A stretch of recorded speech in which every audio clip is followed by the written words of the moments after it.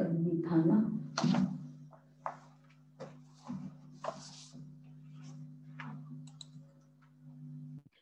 महावीर अर्थात परसों की मुरली में था, महावीर तो तूफानों से डरते नहीं।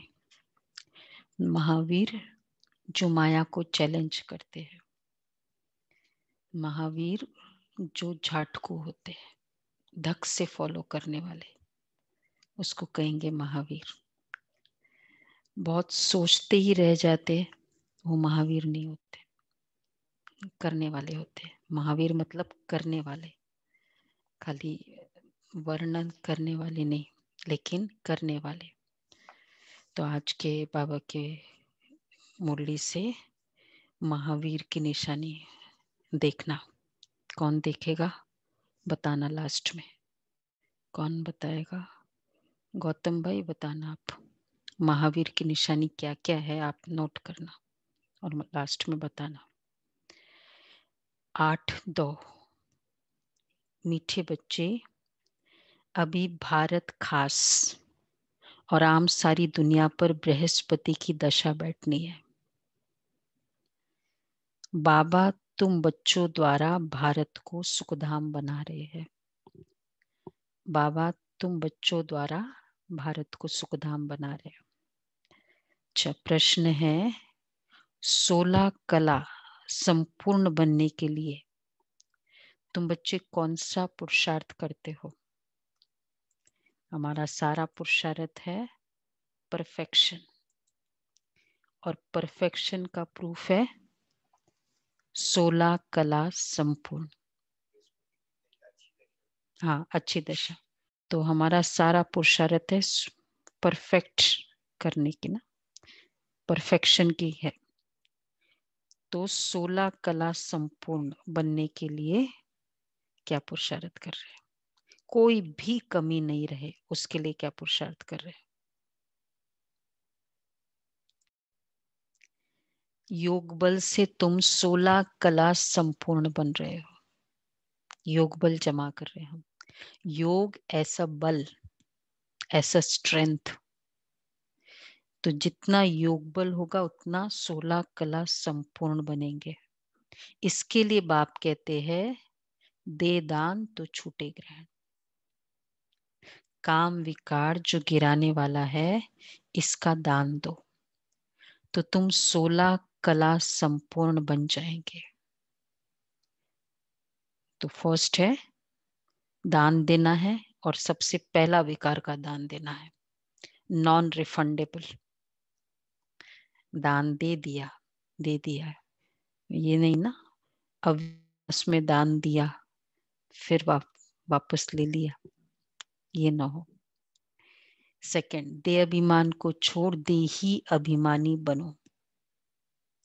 शरीर का भान छोड़ दो। अच्छा लग रहा है ना? अब तो देही अभिमानी की बातें सुनते हैं तो बहुत दिल करता है कि यस, राइट बन रहा है। देही अभिमानी, शरीर का भान छोड़ दो। गीत है तो 2 बातों का दान चाहिए, 2 बातें 16 कला के लिए चाहिए। गीत है तो मात पिता, ओम शांति। मीठे मीठे रूहानी बच्चों ने अपने रूहानी बाप की महिमा सुनी, वह गाते रहते हैं। यहाँ तुम प्रैक्टिकल में उस बाबा का वर्षा ले रहे हो। तुम जानते हो बाबा हमारे द्वारा ही भारत को सुखधाम बना रहे हैं। जिसके द्वारा बना रहे हैं जरूर वही सुखधाम का मालिक बनेंगे। कितना एक्यूरेट है? जिसके द्वारा बाबा बना रहे हैं मालिक वही बनेंगे।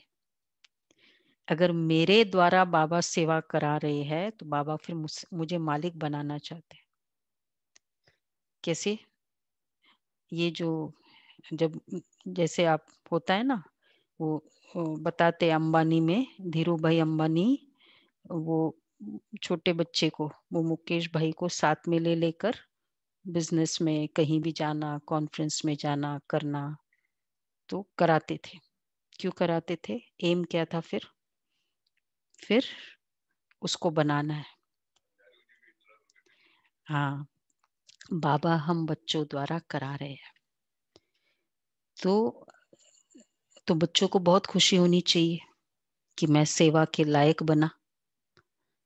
बाबा की महिमा परमापार है, उनसे हम वर्षा पा रहे हैं। अभी तुम बच्चों पर बल्कि सारी दुनिया पर अब बृहस्पति की अविनाशी दशा है। क्योंकि तुम अब 16 कला संपूर्ण बनते हो। इस समय तो कोई कला ही नहीं है। बच्चों को बहुत खुशी रहनी चाहिए। ऐसे नहीं यहाँ खुशी है, बाहर जाने से गुम हो जाए। मैं आत्मा आनंद स्वरूप हूँ, स्वरूप ही हूं मैं। जो रिच होता है, जो एजुकेटेड होता है, वो 1 घंटे के लिए एजुकेटेड होता है क्या?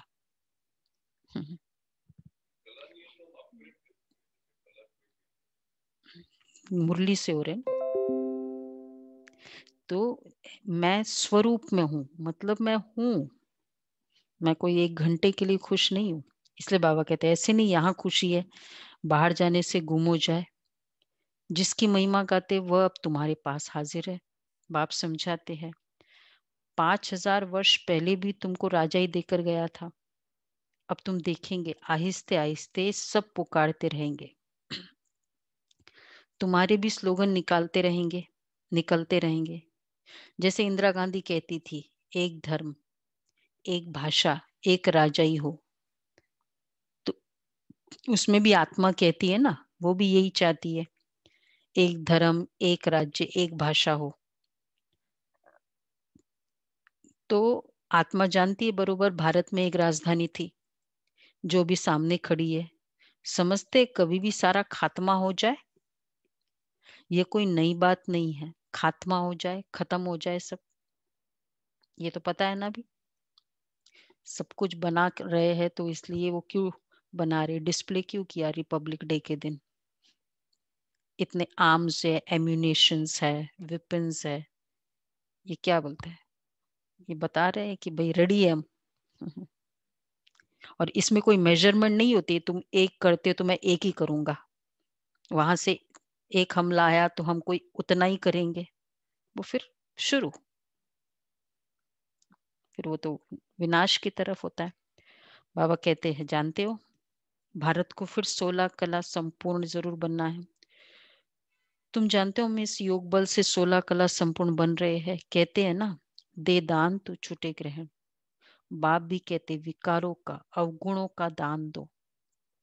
ये रावण राज्य है ना, बाप आकर इनसे छुड़ाते हैं। इसमें भी काम विकार बड़ा भारी अवगुण है, नंबर 1 अवगुण है। क्योंकि ये नेचुरल नेचुरल कह के कितना अंदर चला गया। जैसे ये था ना प्लास्टिक का, कितनी नेचुरल वे से हम यूज करते थे हर चीज में, प्लास्टिक प्लास्टिक प्लास्टिक। भोग भी प्लास्टिक, मतलब सब जगह प्लास्टिक प्लास्टिक। लेकिन फिर रिसर्च स्टडी से पता चला कि इसमें तो बहुत इस तरह के केमिकल्स है, तो बहुत नुकसानकारक है। तो फिर क्या किया, कैंपेन किया, बैन करो, निकालो, फिर पेनाल्टी अगर नहीं करोगे तो। मतलब ये सब कुछ करना क्यों पड़ा? क्योंकि नेचुरल वे से चला गया था हर चीज में प्लास्टिक। इसी तरह काम विकार, बाबा कहते वो हर चीज में चला गया, हर जगह चला गया। हर एक छोटा सा एड हो, चाहे छोटा सा एक न्यूज़पेपर की कटिंग हो, फिर उसको नेचुरल नेचुरल कह दिया। तो इसलिए बाबा कैंपेन कर रहे हैं बाबा। तो बाबा कहते हैं दे दान तो छुटे ग्रहण। तो इसमें भी काम विकार बड़ा भारी अवगुण है। तुम देह अभिमानी बन पड़े हो, अब देह अभिमानी बनना पड़े, शरीर का भान भी छोड़ना पड़े। इन बातों को तुम समझते हो। देखो कल भी बाबा की मुरली शरीर की थी, पिछले संडे की भी शरीर के ऊपर चला था, देह से न्यारा। तो देही अभिमानी बनना पड़े, शरीर का भान छोड़ना पड़े। उसमें एक बहुत बड़ा, जो कल हम क्विज कर रहे थे तो संकल्प आया कि दूसरा मुझे अच्छा दिखे, ये बोले, ये भी मुझे क्यों चाहिए? उसके लिए भी तो हम कितना कुछ करते हैं ना, कि भाई स्मार्ट हो, ये हो, वो हो।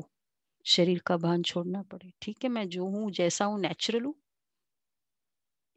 उसके वो बोलने वाला भी एक सुख आत्मा ले रही है ना आत्मा। उसके लिए पूरी एक इंडस्ट्री हो गई, डेवलप हो गई, फैशन इंडस्ट्री। जस्ट दूसरा क्या मुझे बोलेगा उसके लिए। ये देह भान, इसको भी चैलेंज करे। इन बातों को तुम बच्चे ही समझते हो, दुनिया नहीं जानती। भारत जो 16 कला संपूर्ण था, देवताओं का राज्य था, अभी ग्रहण लगा हुआ है। इन लक्ष्मी नारायण की राजधानी थी ना, भारत स्वर्ग था। अब विकारों का ग्रहण लगा हुआ है, इसलिए बाप कहते दे दान तो छूटे ग्रहण। बाबा दान क्यों मांगते हैं विकारों का? दान का कंसेप्ट क्यों विकार से? दे बोल दे ना बाबा। दान इरिवोकेबल होता है, दान दिया वापस नहीं लिया जा सकता। नॉन रिफंडेबल, मतलब अच्छा नहीं माना जाता है। मतलब देना, लेकिन अच्छा भी नहीं माना जाता है अगर तुमने सोच लिया कि ये लो वापस दे दो मुझे। हाँ, ये भी राइट बात है, अच्छी फीलिंग होती है दान देते हुए। मतलब खुशी से हम दे रहे हैं, दान खुशी से दिया जाता है और ये सोचा जाता है पुण्य कमा रहे हैं। तो विकार देना ये खुशी की निशानी। तो बाबा कहते हैं ये काम विकारी गिराने वाला है, इसलिए बाप कहते ये दान दे दो, तुम 16 कला संपन्न बन जाएंगे। नहीं देंगे तो नहीं बनेंगे। आत्माओं को अपना अपना पार्ट मिला हुआ है ना, ये भी तुम्हारी बुद्धि में है। तुम्हारी आत्मा में कितना पार्ट है? तुम विश्व का राज्य भाग्य लेते हो, ये बेहद का ड्रामा है। अच्छा एक्टर्स है इसमें, फर्स्ट क्लास एक्टर्स है, फर्स्ट क्लास एक्टिंग करने वाले हीरो हीरोइन इस ड्रामा के। लक्ष्मी नारायण इन्हों का नंबर 1 पार्ट है। विष्णु सो ब्रह्मा सरस्वती, फिर ब्रह्मा सरस्वती सो विष्णु बनते हैं। ये 84 जन्म कैसे लेते हैं, सारा चक्र बुद्धि में आ जाता है। शास्त्र पढ़ने से थोड़ी कोई समझते हैं, वह तो कल की आयु लाखों वर्ष कह देते हैं। फिर तो स्वास्तिका भी बन न सके। स्वास्तिका में लाखों वर्ष कैसे होगा? 5000 है तो उसका कोई हिसाब रख सकते स्वास्तिका में। अच्छा, व्यापारी लोग चौपड़ा लिखते हैं तो उस पर स्वास्तिका निकालते हैं। हम्म हम्म हम्म हम्म रॉन्ग है ना फिर तो, इसलिए तो रॉन्ग है। तो स्वास्तिका निकालते व्यापारी लोग चौपड़ा के ऊपर, अभी भी होता है ना, मतलब दिवाली के दिन का सिंबल समझते हैं, ये नहीं स्वास्तिका निकालते, गणेश की पूजा करते। स्वास्तिका और गणेश का क्या कनेक्शन है?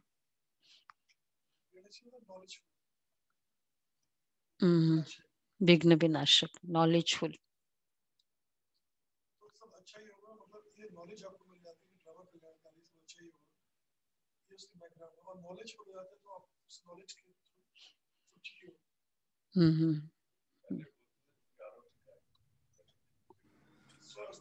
हाँ, ये भी राइट बात है। सब कार्य में रिचुअल एक कॉलम बनाया हुआ है ना, रियलिटी ऑफ संगम युग, रिचुअल ऑफ द्वापर युग, कलयुग। तो संगम युग की रियलिटी हम बच्चों ने सारा समय, मतलब संगम युग में क्या कर रहे, चक्र लगा रहे, 84 स्वदर्शन चक्र घुमा रहे हैं। और हम बच्चे चारों युगों में चक्कर लगाए, तो इसलिए वहां स्वास्तिका बताया। और गणेश मतलब जो नॉलेजफुल, जितना हम बच्चों में जो जितना नॉलेजफुल होगा वो उतना सारा दिन ब्रॉडर वे से thinking, what is called Swadarshan Chakradhari, broader way से कि अरे कितना मैंने चक्कर लगाया है, कहाँ कहाँ चक्कर लगाया, कितने माँ बाप छोड़े, कितने शरीर छोड़े थे।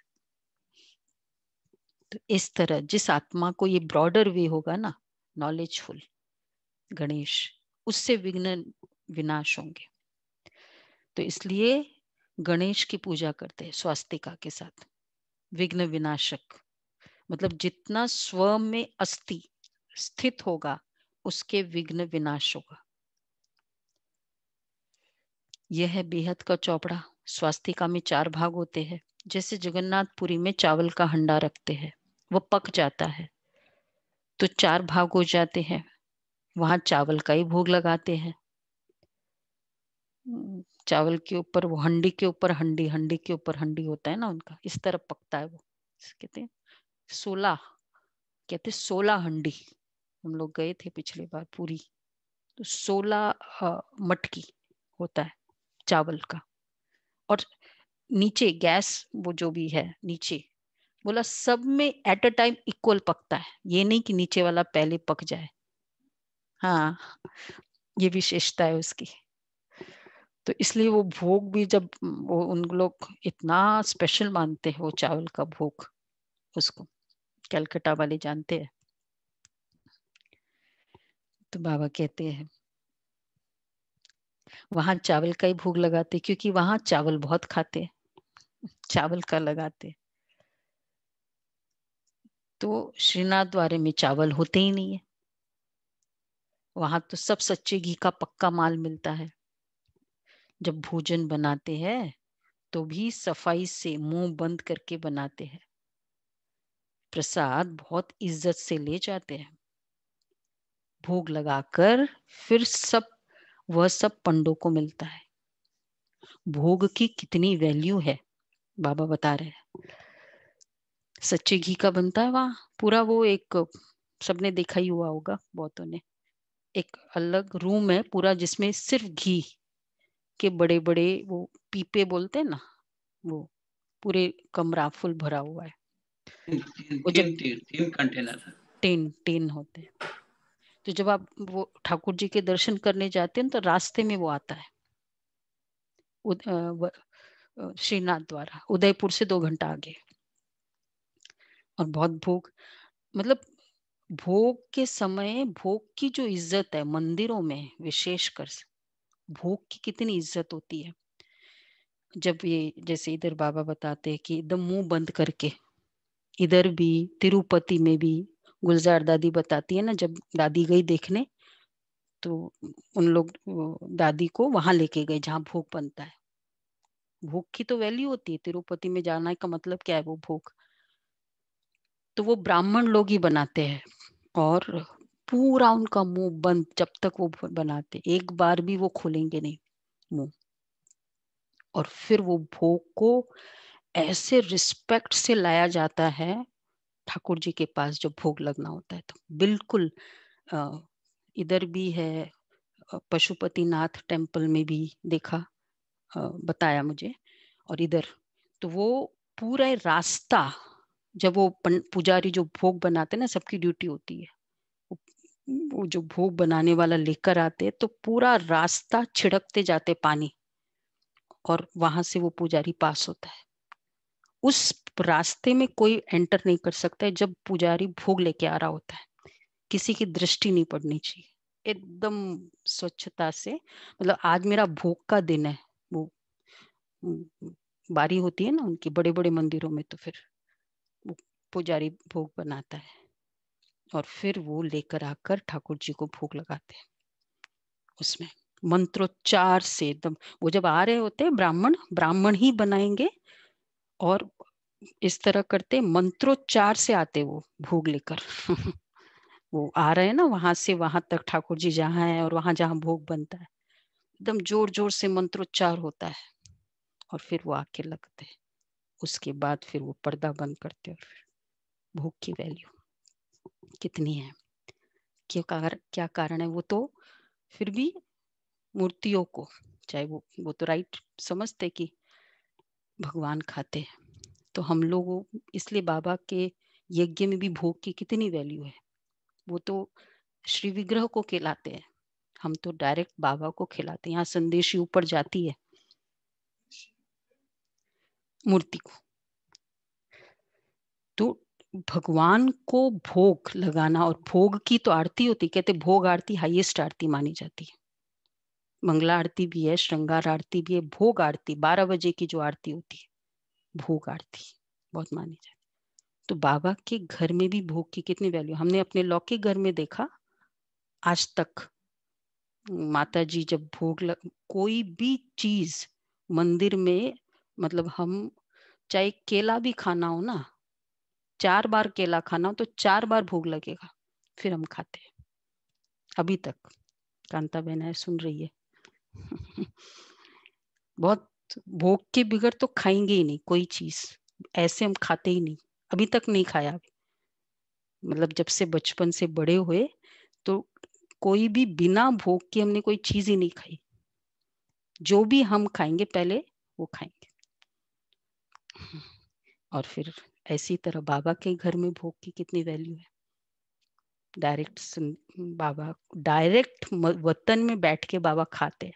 चाहे देखो कोई का पार्ट है संदेश का, कोई का नहीं है, लेकिन बाबा तो भोग स्वीकार करता है ना सब सेंटर का। जो भी बाबा सच्चे दिल से सब लोग भोग लगाते हैं, घरों में भी लगाते हैं। तो बाबा कहते हैं भोग लगाकर क्या, हाँ, जब भोजन बनाते तो भी सफाई से मुंह बंद करके बनाते हैं। अब इसका मीनिंग क्या हुआ, संगम युग क्या क्या कनेक्शन है, सफाई से भोग बंद करके। तो हम भी बाबा के भंडारे में ब्राह्मण ही बनाता है जो नियमों का पालन करता है, सारे नियमों का, उन्हीं को हम अलाउ करते हैं। और प्लस फिर उस समय कुछ बोलना नहीं है, गीत बजते रहते हैं, भोग बनता रहता है। और प्रसाद बहुत इज्जत से ले जाते हैं, ये भी है संगम युग की प्रथा। यहाँ समर्पित बहन ही जो नियमों का पूरा, जैसे बहनी होती है वो भोग लेकर आती है। वो अलग बात है कई जगह नहीं होती है तो जो धारणाओं पर चलते वो भोग रखते हैं, बट जनरली तो भोग बहुत इज्जत से ले जाते हैं। फिर बाबा को भोग लगाते हैं। भोग लगाकर भी सब पंडे को मिलता है, दुकान में जाकर रखते हैं श्रीनाथ द्वारे में। वहां बहुत भीड़ रहती है। तुम्हारा सर्वेंट बाबा का देखा हुआ है। अब तुम बच्चों को कौन पढ़ा रहे हैं, मोस्ट बिलवेड बाप आकर तुम्हारा सर्वेंट बना है, तुम्हारी सेवा कर रहे हैं। इतना नशा चढ़ता है। हम आत्माओं को बाप पढ़ाते हैं, आत्मा ही सब कुछ करती है ना। मनुष्य फिर कह देते हैं आत्मा निर्लेप है। तुम जानते हो आत्मा में तो 84 जन्मों का पाठ है, उनको फिर निर्लेप कहना कितना रात दिन का फर्क हो जाता है। यह जब कोई अच्छी रीति मास डेढ़ बैठ समझे तब ये पॉइंट बुद्धि में बैठे। दिन प्रतिदिन पॉइंट्स तो बहुत निकलती रहती है। यह है जैसे कस्तूरी। बच्चों को जब पूरा पूरा निश्चय बैठता है तो फिर समझेंगे बरोबर परमपिता परमात्मा आकर दुर्गति से सदगति करते हैं। बाप कहते हैं तुम पर अभी बृहस्पति की दशा है ना, सभी पर बृहस्पति की दशा, मतलब अच्छी दशा। अब मेरा कोई बुरा होने वाला नहीं है। कई बार ये जब कंटिन्यूसली वो वेव आता है ना बुराई का, बिजनेस भी खराब तो शरीर भी खराब तो संबंधों में भी तनाव एक्सेट्रा, तो दशा दिखाते हैं। तो बाबा कहते हैं अभी तुम्हारी, बोला हाँ ये दशा है, टाइम है, तो अभी हमारा अच्छा समय है। बृहस्पति की दशा, मैंने तुमको स्वर्ग का मालिक बनाया, अब फिर रावण ने राहु की दशा बिठा दी। अब फिर बाप आए हैं स्वर्ग का मालिक बनाने। तो बच्चे अपने को घाटा नहीं डालना चाहिए। व्यापारी लोग अपना खाता हमेशा ठीक रखते हैं। घाटा डालने वाले को अनाड़ी कहा जाता है। अब यह तो सबसे बड़ा व्यापार है। कोई बिरला व्यापारी यह व्यापार करे, यही अविनाशी व्यापार है, और सब व्यापार तो मिट्टी में मिल जाने हैं। अभी तुम्हारा सच्चा व्यापार हो रहा है। बाप है ज्ञान का सागर, सौदागर, रत्नागर। प्रदर्शनी में देखो कितने आते हैं, सेंटर में तो कोई मुश्किल आएंगे। भारत तो बहुत लंबा चौड़ा है ना, सब जगह तुमको जाना है। पानी की गंगा सारे भारत में है ना। इसी का यादगार है। किसका यादगार?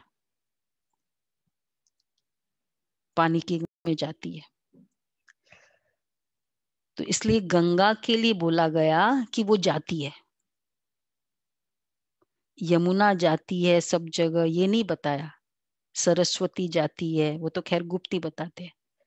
त्रिवेणी जाती है, गंगा जाती है सब जगह, मतलब ऑल ओवर वहां से निकलते हुए गंगा जाती है तो वो भी वाटर। तो यादगार है ना। और फिर उसके इसलिए वो वाटर का स्पेशल ये है, इम्पोर्टेंस है, मतलब उसकी क्या, उसको स्पिरिचुअल वे से।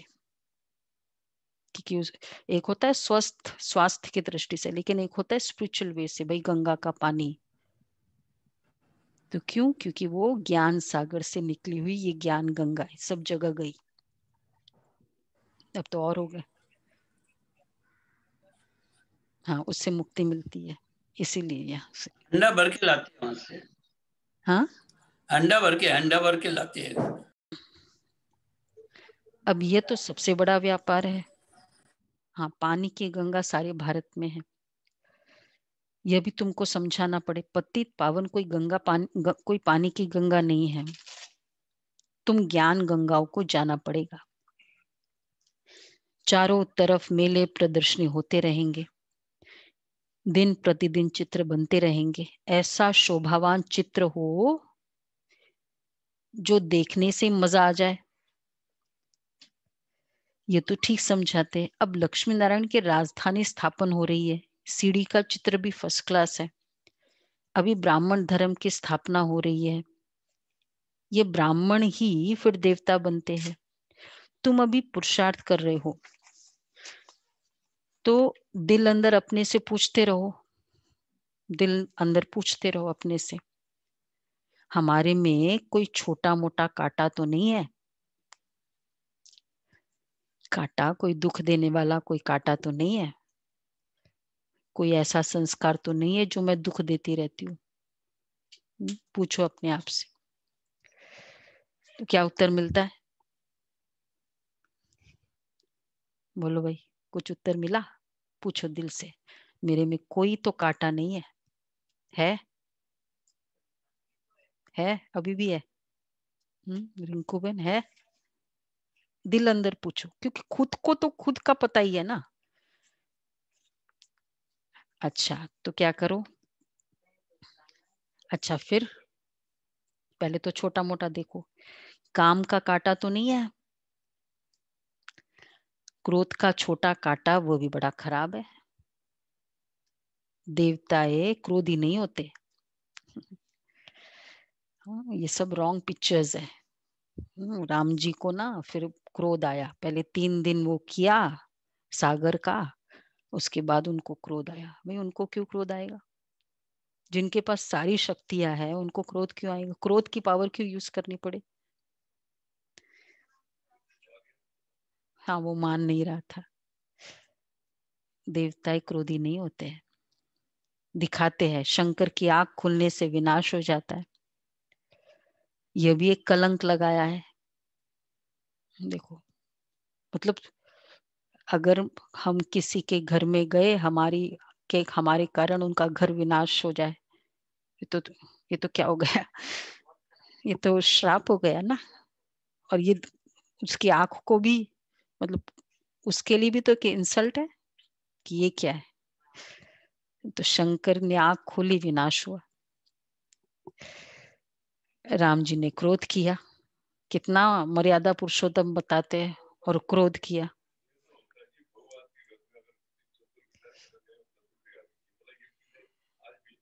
यह भी एक कलंक लगाया है, विनाश तो होना ही है। सूक्ष्म वतन में शंकर को कोई सांप आदि थोड़े हो सकते। अब सांप दिखा दिया, गुस्सा दिखा दिया। एक्चुअली वही हो जाता है ना कि हमको ना आइसक्रीम अच्छी लगती थी। वैसे आइसक्रीम नहीं है, मैं खाती नहीं थी आइसक्रीम, क्योंकि जब से ज्ञान समझा तब से बाहर का कुछ खाना ही नहीं है। 9 years old थी मैं। लास्ट क्या खाया था मुझे याद है, क्या बोला वो, पानी पूरी खाया था लास्ट बाहर का। तब उसके बाद आज जितने भी साल हो गए, तो मतलब नहीं खाती थी। अब सेंटर पे आई तो वहाँ आइसक्रीम खा रहे सब, नहीं खाती थी मैं, क्योंकि खाती ही नहीं थे बाहर का कुछ भी।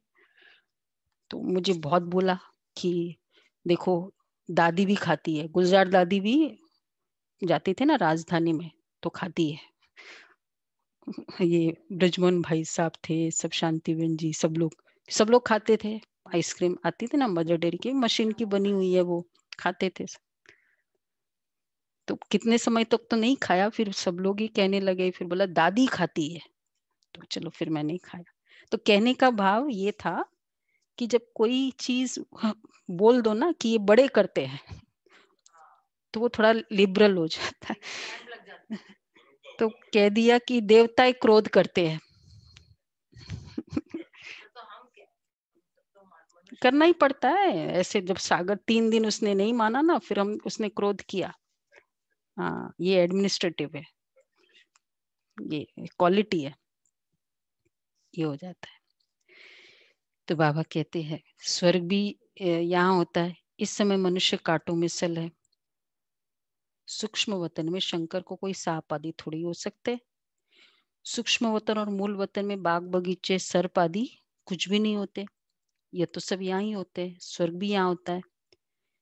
इस समय मनुष्य कांटों में सल है, इसलिए इनको कांटों का जंगल कहा जाता है। सत्युग के फूलों का बगीचा तुम देखते हो। बाबा कैसा बगीचा बनाते हैं, मोस्ट ब्यूटीफुल बनाते हैं, सबको हसीन बनाते हैं, खुद तो एवर प्योर होते हैं, सब सजनियों को अथवा बच्चों को हसीन बनाते हैं। रावण ने बिल्कुल काला बना दिया।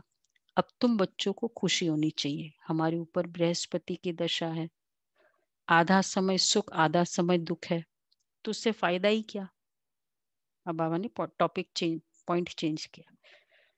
अगर 50% सुख होता और 50% दुख होता तो क्या फायदा।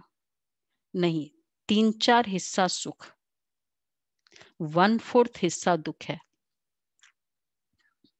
ठीक है, यहाँ ये ड्रामा बना हुआ है हम बच्चों का, ऐसा नहीं है आधा आधा। 3/4 अच्छा नहीं है। 3750 ईयर्स तो गारंटेड है। मतलब ऑफकोर्स ड्यूरेशन ग्रेडेशंस होंगे, पर फिर भी। और कलयुग में भी अंत तक।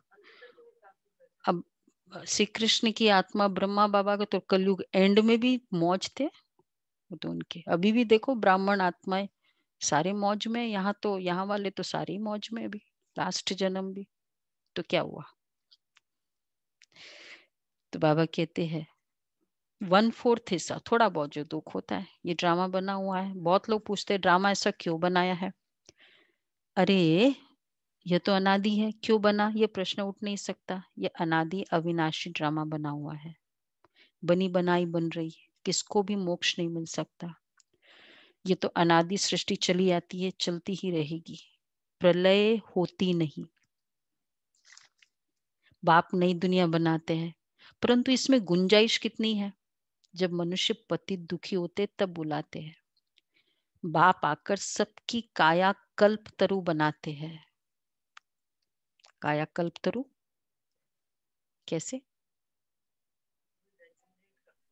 रेजुविनेट, प्रकृति सतो प्रधान हो जाएगी। ये के लिए बोलते हैं ना कि जो, हाँ जो चाहे वैसा इच्छित फल देने वाला। तो इतना बॉडी ऐसा जैसा आप चाहते हो, आप चाहते हो एकदम गोरा चाहिए गोरा होगा, जैसा फीचर्स चाहिए वैसा हो जाएगा। कल्प तरु, काया कल्प तरु, रिजुविनेट चॉइस है। अभी तो कितना ट्राई करते, प्लास्टिक सर्जरी कर लेते, फिर भी वैसा ओरिजिनल जाता ही नहीं। नहीं नहीं अभी थोड़ी, ये तो प्रकृति नहीं है ना वैसी। तो बाबा कहते जो आधा कल्प तुम्हारी कभी अकाली मृत्यु नहीं होती, तुम काल पर जीत पाते हो। तो बच्चों को बहुत पुरुषार्थ करना चाहिए, जितना ऊंच पद पाए उतना अच्छा है। पुरुषार्थ तो हर एक जास्ती कमाई के लिए ही करता है। लकड़ी वाले भी कहेंगे ना कि हम जास्ती कमाई करें, कोई ठगी से भी कमाते हैं। पैसे पर ही तो आफत है, वहां तो तुम्हारे पैसे कोई लूट न सके। देखो दुनिया में तो क्या क्या हो रहा है, वहां से कोई दुख की बात ही नहीं होती है। अब तुम बाप से कितना वर्षा लेते हो, अपनी जांच करनी चाहिए। पहले जांच की 3, पहले वाली कौन सी 3 थी? कांटा हम्म के अंदर कोई दुख देने का कांटा तो नहीं है। और दूसरा कांटा काम क्रोध। अब बाबा कहते जांच करो, हम स्वर्ग में जाने लायक है? वो तुम लोग, आप लोग जाते हो ना इवेंट में, कहीं जाते हो तो घर से तैयार होके जाते हो ना, वो बोलने वाले भी बोलते भाई उस इवेंट के लायक हो, वो ओकेजन के अकॉर्डिंग तैयार होना पड़ता है ना। हाँ तो वो सब आप लोग जानते हो ना। तो अब बाबा पूछ रहे हैं, देखो स्वर्ग में चल रही हूं मैं, जाना है? वो ड्रेसिंग है पूरी, तो हम स्वर्ग में जाने लायक है? नारद का मिसाल, मनुष्य अनेक तीर्थ आदि करते रहते, मिलता कुछ भी नहीं है। गीत भी है ना, चारों तरफ लगाए फिरे फिर भी हरदम दूर रहे। अब बाप तुमको कितनी अच्छी यात्रा सिखलाते हैं, इसमें कोई तकलीफ नहीं है। सिर्फ बाप कहते मामेकम याद करो तो विक्रम विनाश होंगे। बहुत अच्छी युक्ति सुनाता हूँ, बच्चे सुनते हैं। यह मेरा लोन लिया हुआ शरीर है। इस बाप को कितनी खुशी होती है, ऐसा शरीर लेना, इतना भाड़ा ऑटोमेटिक मिला थोड़ा सा। वैसे भी चाहते हैं ना कि मकान अच्छा बनाते, भाई अच्छा कंपनी ले ले कोई। क्यों कंपनी लेगी?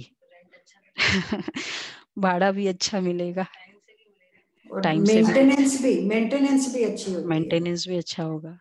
ऐसे तो शिव बाबा को शरीर देने में क्या मजा ही है, पर बहुत बड़ी कीमत चुकाई है बाबा ने। शिव बाबा को जो शरीर दिया, क्या समाज में क्या हंगामा हुआ, वो सब कीमत, क्योंकि दिख कौन रहा था सामने?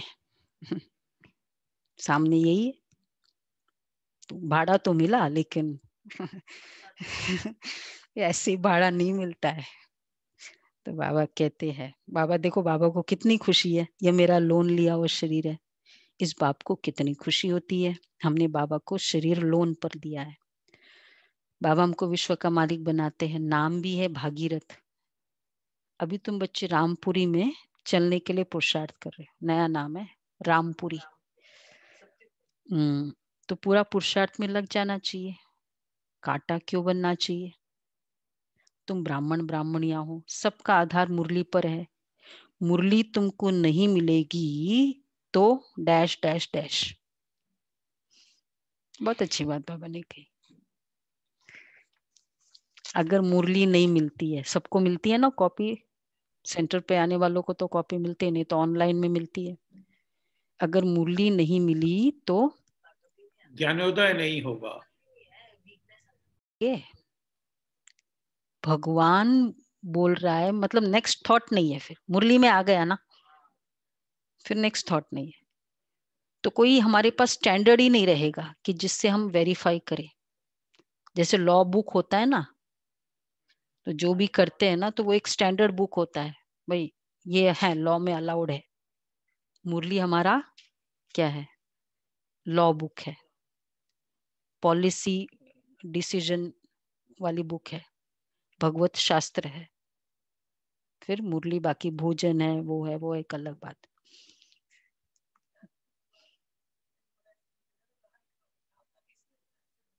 मुरली में आ गया। मुरली दर्पण है, वो सब तो बहुत सारा है, ज्ञान स्नान है, भोजन है, दर्पण है, एक्सेट्रा एक्सेट्रा। तो मुरली नहीं तो तुम श्रीमत कहाँ से लाएंगे? ऐसे नहीं सिर्फ एक ब्राह्मण ही कोई मुरली सुनानी है, कोई भी मुरली पढ़कर सुना सकते हैं। बोलना चाहिए आज तुम सुनाओ। अब तो प्रदर्शनी के चित्र भी समझाने के लिए अच्छे बने। ये मुख्य चित्र तो अपनी दुकान पर रखो, बहुतों का कल्याण होगा। बोलो आओ तो हम तुमको समझाए ये सृष्टि का चक्र कैसे फिरता है। अपनी एक दुकान पर अव्यक्त वाणी में बाबा ने कहा था, एक अव्यक्त वाणी में कि तो हमारी हाँ, कोई ब्राह्मण लाइफ ही नहीं है। वो खान पान की शुद्धि नहीं रख सकता। राइट है। तो बाबा कहते तो किस मुख्य चित्र दुकान पर रखो, उसमें किसका कल्याण करने में उनको बोलो, आओ तो हम तुमको समझाए कि ये सृष्टि का चक्र कैसे फिरता है। किसका कल्याण करने में थोड़ा टाइम गया दुकान में ग्राहक आया, उसका कल्याण करने में थोड़ा टाइम गया तो हर्जा थोड़ी है। उस सौदे के साथ ये सौदा करा सकते हो।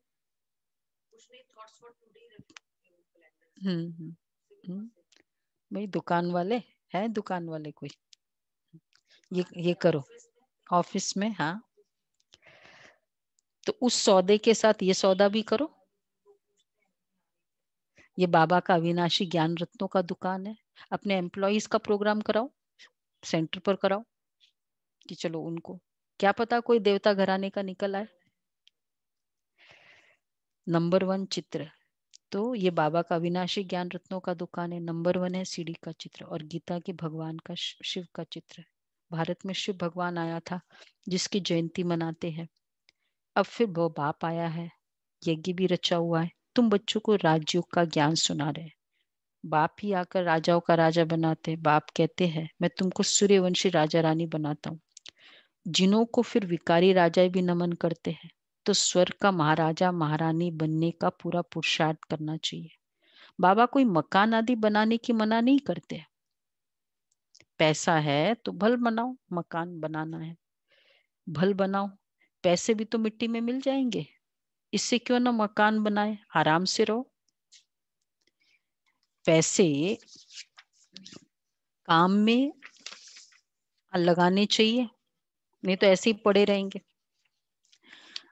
मकान भी बनाओ, कोई प्रॉब्लम नहीं। खाने के लिए भी रखो, पैसा है तो। फिर दान पुण्य भी करो साथ साथ में। जैसे कश्मीर का राजा अपनी प्रॉपर्टी जो प्राइवेट थी वो सब आर्य समाजियों को दान में दे दिया। लास्ट रूलिंग हरि सिंह, राजा हरि सिंह, महाराजा हरि सिंह कश्मीर का लास्ट रूलिंग राजा था ना। 1952 में था उसका लास्ट, 62 में उसने सारा दान कर दिया था, सारा आर्य समाज। प्राइवेट अपनी प्रॉपर्टी जो थी पूरी, बाकी तो फिर नेशन के स्टेट में गवर्नमेंट में चली गई थी। तो बाबा कहते हैं तो वो आर्य समाजी को दान में दे दिया क्योंकि वो आर्य समाजी का था। अपने धर्म जाति के लिए करते हैं ना, यहाँ तो वो कोई बात ही नहीं है, सब बच्चे हैं, जाति आदि की तो बात ही नहीं है, वह है देह की जाति आदि। तो मैं तो तुम आत्माओं को विश्व की बादशाही देता हूँ, पवित्र बनाए। ड्रामानुसार भारतवासी राज्य भाग्य देंगे लेंगे। अब तुम बच्चे जानते हो हमारे ऊपर बृहस्पति की दशा बैठी हुई है। श्रीमद कहती है मामे कम याद करो, और कोई बात नहीं। भक्ति मार्ग में व्यापारी लोग कुछ न कुछ धर्माओं जरूर निकालते हैं,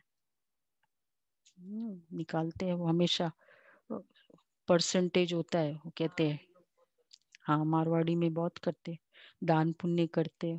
कमाई में से भी 10% की 10% तो वो यूज ही नहीं करते, दान पुण्य में जाता है। तो बाबा कहते हैं उसका भी फिर दूसरे जन्म में अल्पकाल के लिए मिलता है। तो अब तो मैं डायरेक्ट आया हूँ, जो तो भगवान के नाम पर करते हैं और यहाँ भगवान स्वयं आया है। तो तुम इस कार्य में लगाओ, मुझे तो कुछ नहीं चाहिए। अच्छा, शिव बाबा को अपने लिए कोई मकान आदि बनाना है क्या? ये सब तुम ब्राह्मणों का है। क्यों क्यों बाबा लगवाते हैं? क्यों बाबा सफल करवाते हैं, ये मकान करवाते हैं? बच्चों का भाग्य बन रहे हैं, उसका फायदा कौन ले रहा है? हम ही ले रहे हैं। संगम युग में भी ले रहे हैं ना, जहाँ भी चाहे सेंटर हो चाहे मधुबन हो। और दूसरा जो करेगा फिर वही तो सतयुग में अकॉर्डिंगली तो बाबा को देना पड़ेगा कि उसका भाग्य कितना बना है। वो तो फिर यहीं से सारा डिसाइड होगा ना, कितना यहाँ किया, कैसे किया है। तो बाबा कहते हैं तो यह सब तुम ब्राह्मणों का ही है। गरीब साहूकार सब इकट्ठे रहते हैं, मुझे तो कुछ नहीं चाहिए। अच्छा, कोई कोई बिगड़ते हैं, भगवान के पास भी समदृष्टि नहीं है, कोई को तो महल में, कोई को झोपड़ी में रखते, शिव बाबा को भूल जाते हैं ना मधुबन में। हाँ, देखा, उसको तो वहां मिला, उसको मुझे तो यहाँ मिला। बाबा सबकी दिल की बात बता देता है, चाहे बोले नहीं, लगता है। क्या आंसर है?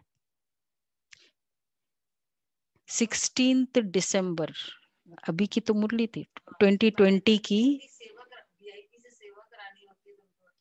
ये तो फिर क्या बाकी उसे सेवा बाबा कहते हैं कि जो जैसे रहता है ना उसके हिसाब से, कि शिव बाबा को भूल जाते हैं, शिव बाबा की याद में रहे तो कभी ऐसे बातें ना करे। सबसे पूछना तो होता ही है, देखा जाता है ये घर में ऐसे आराम से रहता है तो वो प्रबंध देना पड़े।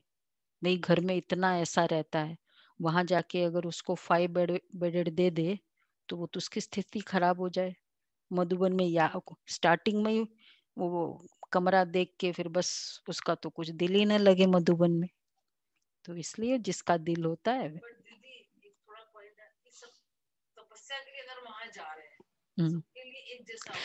धीरे धीरे जैसे जैसे स्थिति वो होता है, धीरे धीरे जैसे स्थिति आगे बढ़ती जाती है ना, फिर वो एडजस्ट कर लेता है वो भी।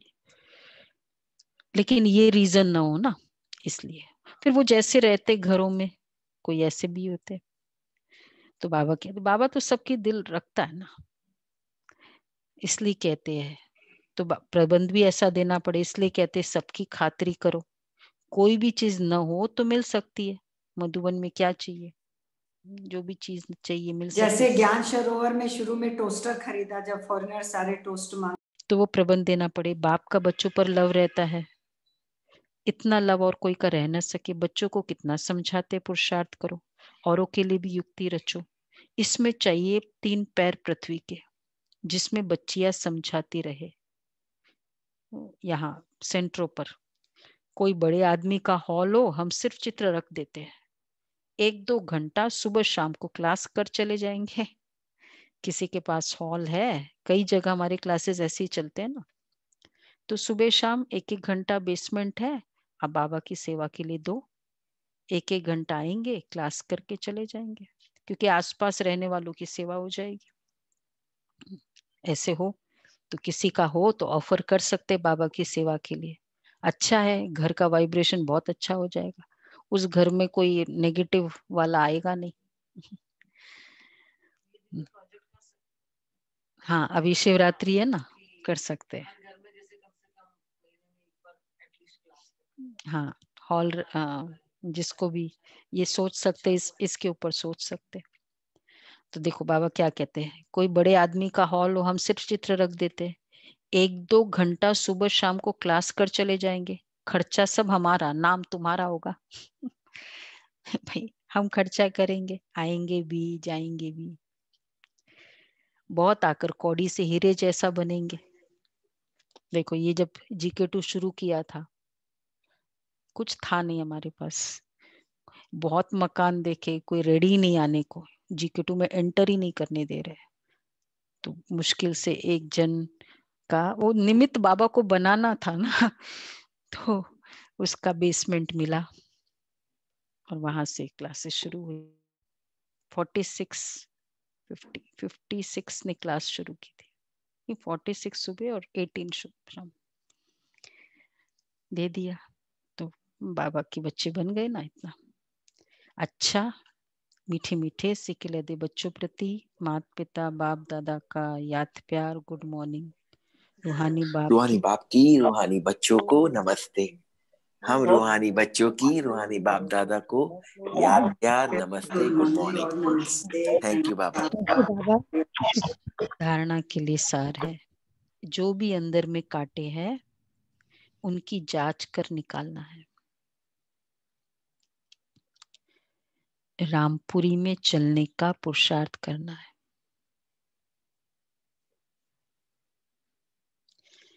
रामपुरी में चलने का पुरुषार्थ करना है। दूसरा है अविनाशी ज्ञान रत्नों का सौदा कर। किसी का भी कल्याण करने में समय देना है। अविनाशी ज्ञान रत्नों का सौदा कर किसी का भी कल्याण करने में समय देना है।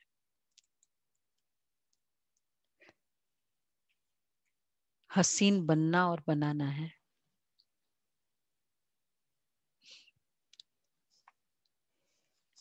हसीन बनना और बनाना है, वरदान है।